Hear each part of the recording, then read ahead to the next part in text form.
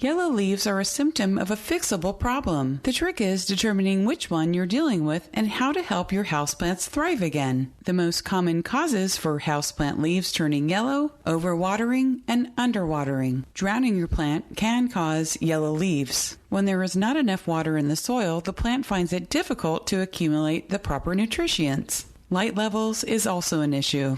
Too much light is an issue, but yellow plant leaves are due to too much shade. Although unfavorable sunlight and water are the most likely causes of houseplant leaves turning yellow, it's possible that you're doing everything right. Yellow leaves could be a reaction to an environmental condition. Plants grow too big for their pots. And like us, they're sensitive to changes in temperature and humidity. It's normal for a few leaves to turn yellow or even fall off as the plant ages and sprouts more leaves. I'm Kathy Isom, Southeast AgNet.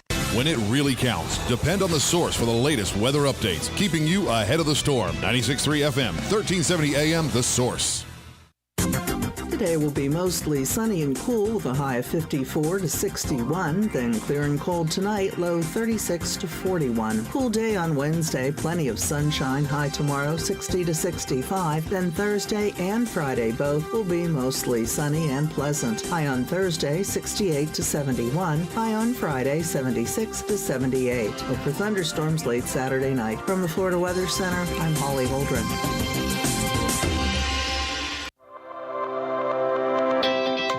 The Ocala Golf Club, one of Ocala's premier golf courses, from its pristine 18-hole course layout to its amazing pro shop. Jason Linhart and the staff at Ocala Golf offer everything that you need for your golf outing. That's the Ocala Golf Club. Experience country club style golf at municipal prices. You won't go wrong with the Ocala Golf Club. Call them for a tee time today, 352-401-6917.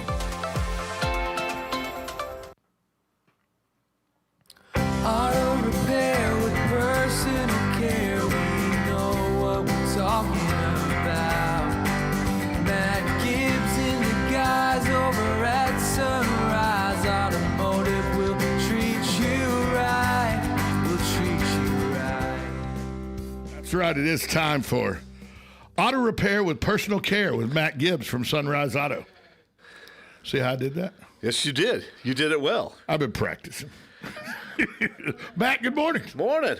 So, sorry we missed you last week. You obviously I was busy right out with there in the parking lot, too. Joe Martone? I was right out there in the parking lot, and then I got a phone call. Uh-oh. And then I had to go. Had to go. Joe Martone was broke down on the side of the road. No, it was. No, you'd have done your radio show if you got that call. I just came in here and said, Joe's broke down on the side of the road. Yeah, Y'all need to do something about that. As soon as we get done, we'll send a wrecker. But I live an interesting life. Well, we filled in admirably for you. We made sure that everybody knew that you were busy or something, and these things happen, pal. I know. Life has a strange way of getting in the way, doesn't it? It sure does. Speaking of life getting in the way, any interesting stories you want to share with us? Well, this is so hot off the press. So I went to go pick up a car this morning that some people just bought. They just bought it yesterday. Uh-huh. So they were mad. We just bought this car, and it quit running, and it overheated, and all the water and everything's pouring out of it, da-da-da-da-da.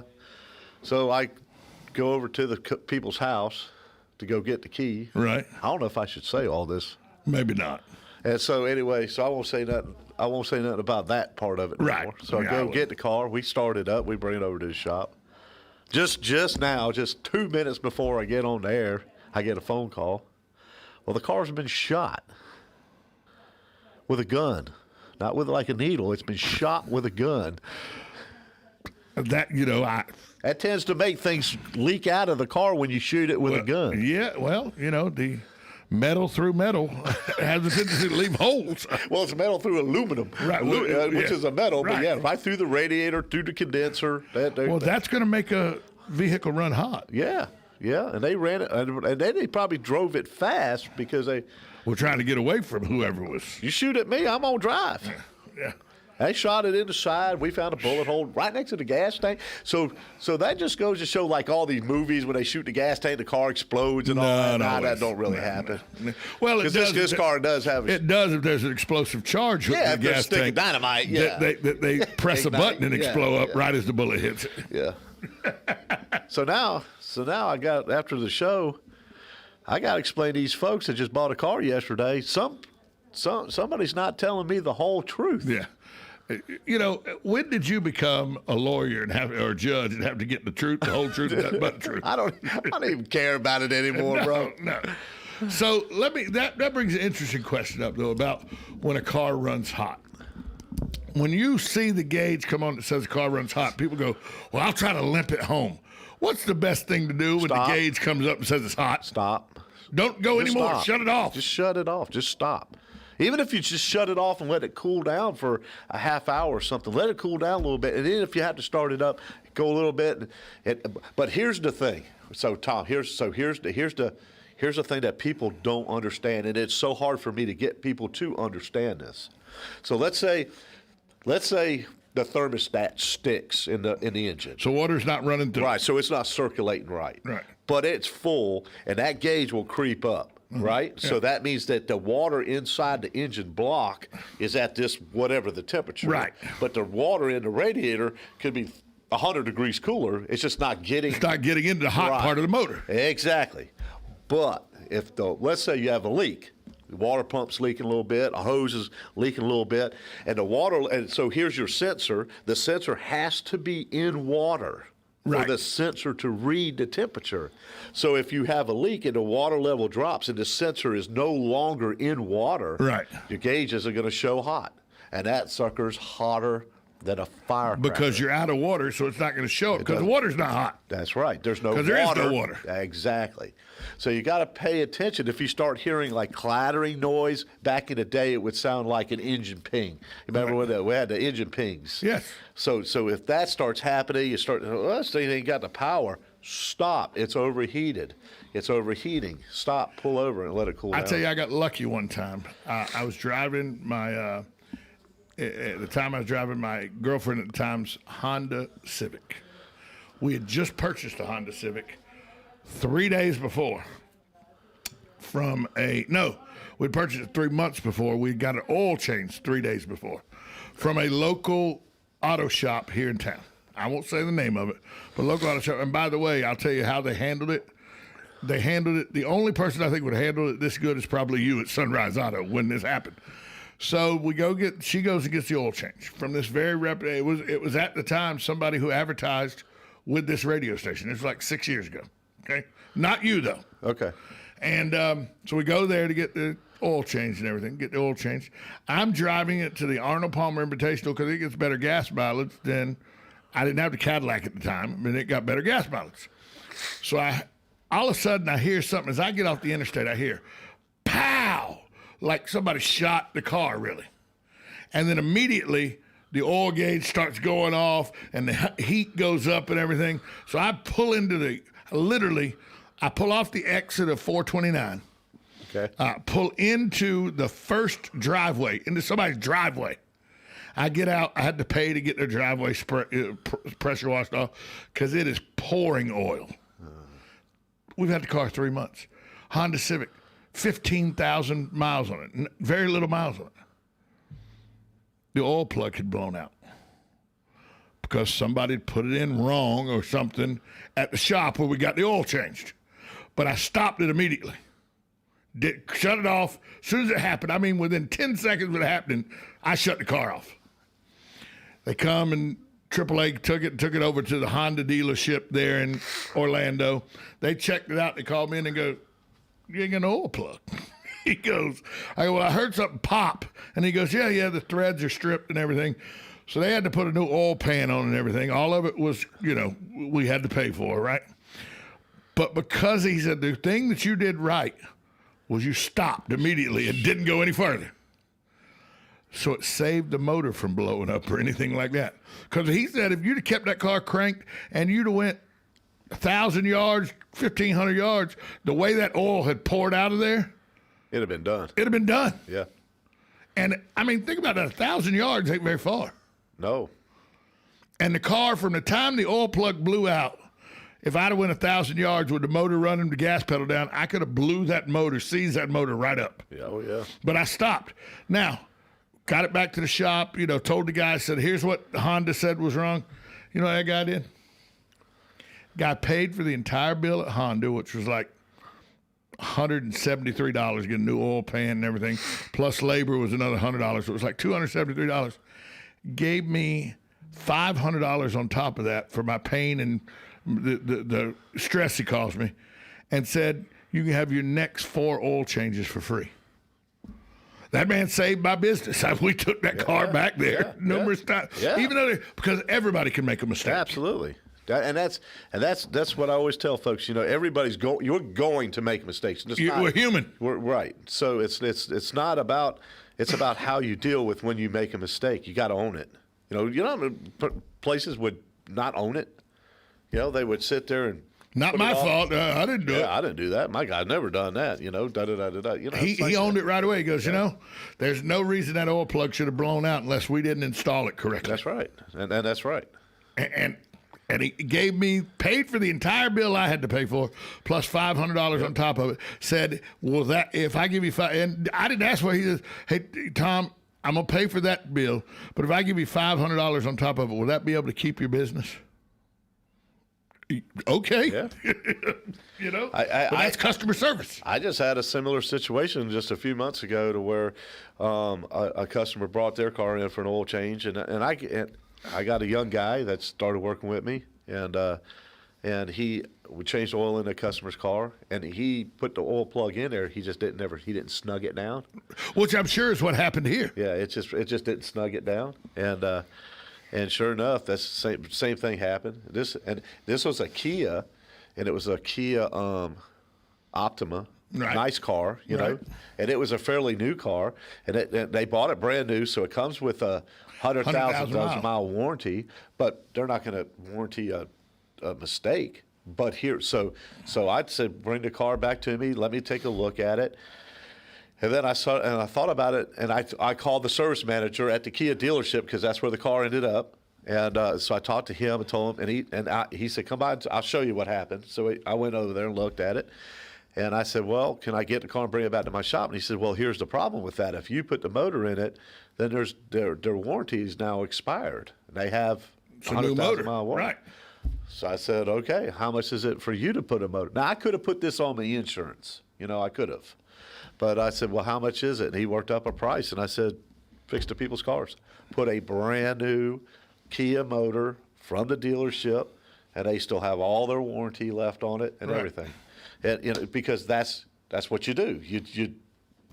That's called auto repair with personal care. Right. And the other thing, not only did we take care of the customer, but that young man, he'll probably never make that mistake ever again. No. You know what I'm saying? It'll never happen again. Nah, it won't.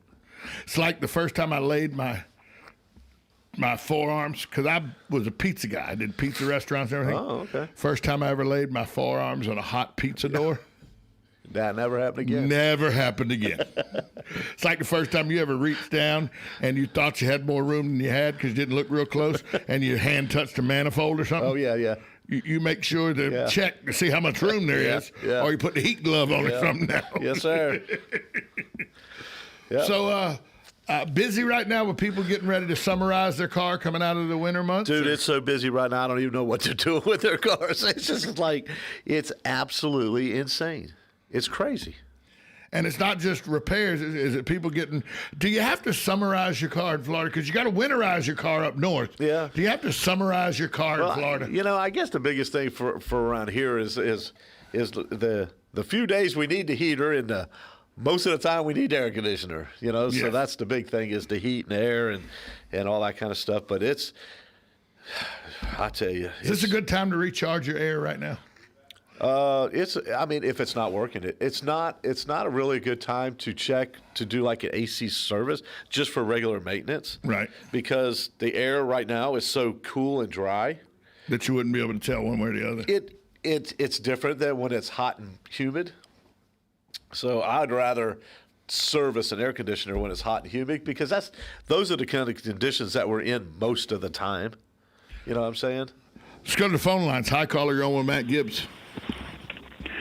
Hey, Tom, Matt, this is Sonny calling. Hey, Sonny. You're right. When I pulled in yesterday for my service and also to get the engine light problem fixed, I had to look for a parking space at your place. Unbelievable. I asked the, I forget your partner's name there, what was going on. He said, oh, there, you're busy. But anyway, the thing is with the oil and all that, even though, am I going by the mileage or the date as far as oil change is concerned? Because I don't put the mileage on, especially on that Mercury. So I was just curious as to what you feel about that. Plus, I do use the Schaefer's oil. So can I extend that a little? Thanks for the call, Sonny. Yeah, Matt, when you're a guy like Sonny and you don't put a lot of miles on the car, do you go by the mileage or do you go by that 3-month date? Yeah, well, see, we don't do the 3-month date, and he did the Schaefer's, so that's a 6-month date. Right. So here's the problem with oil. So with oil, we're worried about oil get contaminated. We don't worry about any other part, like any other lubricated part, rear ends, transmissions, cooling systems. Well, but it's always been that 3-month, 3,000-mile thing with the oil. Why the oil? Well, here's the reason why. Back in the day, so things have changed now when we had carburetors. When you start up the engine, the carburetor, the bowl would fill up with fuel. Right. And then if you don't drive it a lot, eventually the fuel inside the bowl works its way through the intake and ends up in the crankcase. Which is where the oil is. And that's where the oil is, and that's what breaks down the oil. That's one of the reasons why we always did it with mileage and time, but nowadays with injectors, with fuel injection, you don't get that contamination like we did in the past. So with Sonny, if he's using Schaefer oil, and it wouldn't bother me if Sonny and y'all, if you ever saw this car that Sonny's talking about, this Mercury. Well, you told me that it's showroom quality right now. It could go in any Ford dealership and sit on the showroom floor right now. It's a museum piece. It's brand new. It's in the wrapper, as the auctioneers say. Right. It's knee deep in rubber. It's all there. It's true car. So with Sonny, he could go out a year, do it once a year. Change the oil, and that he's not going to. He's going to do it more often. He's going to, because that's who he is. Right. So he doesn't really care what I say. He's going to do what he's going to do. But he could do it. But he could go a whole year, and that would be fine with Schaefer's oil. Yeah. Okay. When you talk about different oils, what makes one oil better than another? Like, because you're a big proponent of Schaefer's. Right. That's what you use. I know some people believe that Mobil oil's the best, people say Chevron oil's the best. Right. And then people say, well, it doesn't matter what oil you get as long as you put Lucas oil treatment in the oil. Right. Because you got the, Lucas used to sell that little thing that little kids love. Yeah. What makes oil good or what makes oil bad? I've always been this is what I've always looked at. I've always looked at people that like Sonny. I don't know all the chemical compounds and this additive and that additive of the oil. Like, we got this one guy, he'll call in every once in a while. He must be like an oil professor. We got Techron additives and everything. Yeah. But this is what I look at is people need, just service it. Just change it. If you like Mobil One, just be consistent and be diligent about servicing it. Now, when I was presented the Schaefer's, okay, and the radio station was there, Joe was there, we had karaoke, we had people coming to cook some, we had a customer appreciation day. The guys that were racing out at the track were running their sprint cars, the wing sprint cars. A bunch of them guys came over. We had a car show. People brought their classic cars, and we had Schaefer's come with all their test equipment. And so they were testing this oil as people were bringing it. So people brought their own oil to the thing, so it wasn't like somebody made up this stuff. Right. And they handed it to the Schaefer's guy, and they watched him test all these different oils.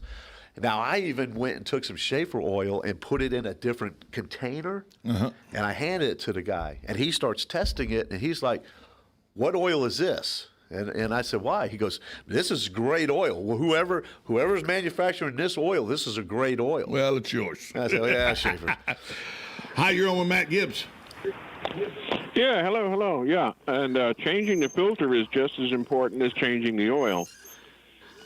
And the other thing is, if your car has overheated, you probably want to drain out your transmission fluid and put in fresh fluid because you have cooked the transmission fluid.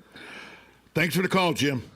Yeah, that's the other question. When your car runs hot, what do you have to replace? If it's run hot long enough to where it's caused issues, what do you have to replace besides just the radiator coolant and stuff like that? Okay, so a lot of the newer cars, so what happens is what we're used to, like, we always refer to the 3,000 miles, 3 months, right, with carburation because of contamination. So the other thing is we always associate an automatic transmission getting cooled through the radiator. That's where the transmission cooler is. So nowadays, a lot of the cars nowadays are no longer getting cooled through the radiator. They have their own external. So transmission nowadays has a lot of them. Some of them still go through the radiator, but a lot of them, especially the trucks and whatnot, like all the new GM stuff, the AC condenser, it's not just a condenser anymore. 2/3 of it is the condenser for your air conditioner, and 1/3 of it is now your transmission cooler. It's removed completely so that's out probably of the on radiator. My Cadillac probably has. But your Cadillac may have. Your Cadillac probably has its own little small external cooler. So in that case, you really wouldn't have to. But if you have an overheated engine, so the norm is the thermostat in an engine is the norm. Usually OEM is 195 degrees. So that means the thermostat opens at 195 degrees, which means if your engine is running, let's say 205 degrees, your transmission is running 205 degrees because that's where it's getting cooled at, right? Right. So they've actually started taking that out and doing it externally. If you have one that's overheated and it hit the 230, 240 degree mark, that transmission fluid got to 230, 240 degree mark. 80% of the times, if there's a transmission failure, it's typically due to overheating your transmission. Which is what Jim was talking about. And that's what he's talking about. So if we can keep transmission temperatures around 175 degrees, that typically the statistic is that transmission would last 4 times longer than if you leave it going through the radiator. Huh. I had a 1986 Bronco Tues at one time in my lifetime, and it ran hot on my significant other, and she milked it to the house. We put water in it and everything, and it had a crack. It had a busted hose. So I, my buddy came over. He fixed the hose and everything. Took the water pump, replaced it because he said when it runs hot like that, probably done damage to the water pump and everything. So we fixed all that. He didn't check anything else. He just fixed that. We drove it from Statesboro, Georgia, to Jacksonville, Florida. As we pulled into Jacksonville, all the whistles and lights went on and everything, running hot again. I get it there. My cousin's there, who's a very good car mechanic. He works, he's ASC certified, works for GM up in Jacksonville. He gets out there and he pops the radiator and everything, and he pulls the oil stick out. Now, this is an 88, probably 89. Pulls the oil stick out, and he comes in, he goes, "Come on out here, cuz, I got to talk to you." It's all milky. We go out there, and he says, "Let me show you something." And he shows me this oil that looks like coffee with creamer in it. Yep. I knew at the time. I didn't know at the time, but he told me that meant when we ran the car hot, when the car ran hot, the head got cracked. And now the coolant was running into the oil and everything. So it was tearing the Bronco apart, was basically what it was. Is that something that still happens today? Yeah. But here's the thing. The only way that I absolutely know that the head is cracked is to have it milky checked. oil. Right. Well, no, the milky oil means that you're getting coolant into oil, right? But it could be just that you just blew a head gasket. The only way, so if I see that, I'm going to say, we definitely, two things have happened for sure. We either blew a head gasket or we blew an intake gasket, because water goes through intakes, and it is possible that the intake gasket failed and is allowing water to go we in. cracked the head. Right. But the only way to truly know, I would never tell a customer you cracked a head unless I sent the head out and had a machine shop say, or sometimes you can take the head out, look at it, and see the crack. Well, my cousin said you either have a bad gasket or a cracked head. Right. That's what he said. And That's what he told me. That's the truth. And I said, what's the worst case scenario? You get a cracked head. Yeah. I go, well, I guarantee you that's what we got. Yeah. And sure enough, we had to replace the whole motor. Yeah. Because then, if it got that hot to crack a head, usually a lot of times the rings get stuck on the piston. Everything had to replace. Yeah. When they pulled the engine apart, the rings were burnt. The pistons were warped. She had done a number. She had done a little more than she had admitted to do. You know what I mean? You know how that works. Yeah, I know how it works. Like my car's running hot. It's not working. Well, there's bullet holes in the engine you didn't tell me about. Yeah, exactly. There was a little more to the story than I was told about ahead of time. If we would have known that gives us, it's amazing what information can. Matt, tell people how they can find you. You can reach me at 352-690-1993, or you can come by and see us at 1800 Northwest 10th Street. Matt Gibbs, auto repair with personal care from Sunrise Auto. Matt, thanks for being here. Thank you, Tom. Talk to you next week. Yes, sir. We'll be right back after this timeout. WOCA, The Source.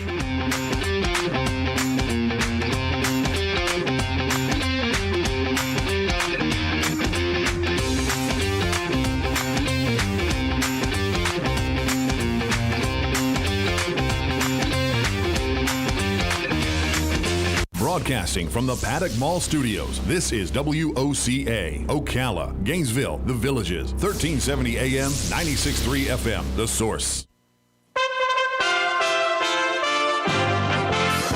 USA Radio News with Lance Pry. Governor Andrew Cuomo, the Democrat from New York, comes under immense scrutiny for his handling of the COVID-19 pandemic. On Monday, a report details Cuomo's contentious relationship with the New York State Health Department. The Times report claimed 9 top health officials resigned over the last year. The former officials allege Cuomo sidestepped their proposals for dishing out COVID-19 vaccines to residents. They added Cuomo deleted decades worth of planning. 100-ish House Democrats are asking House Speaker Nancy Pelosi to include amnesty for some illegal immigrants in the COVID relief package. The Congressional Hispanic Caucus is heading up the group of House Democrats who sent a letter to Pelosi over the weekend seeking amnesty for at least 5 million illegal immigrants deemed essential workers and added to the stimulus bill. 6 people were arrested Monday for trespassing after altering California's iconic Hollywood sign, changing the last 4 letters to BOOB. USA Radio News. Attention business owners body slammed by overwhelming debt. If your business is in trouble, hassled by creditors, if you're frustrated, finally fed up with big business bailouts while your business has been left for dead, please listen close. There's a brand new fast-track bankruptcy. Some have even called it the biggest small business bailout in American history. Designed for individuals and their businesses. And look, almost no one knows about this yet. My attorney wasn't even aware of it. The truth is, beating the system has never been easy because it's rigged in a sense against the little guy.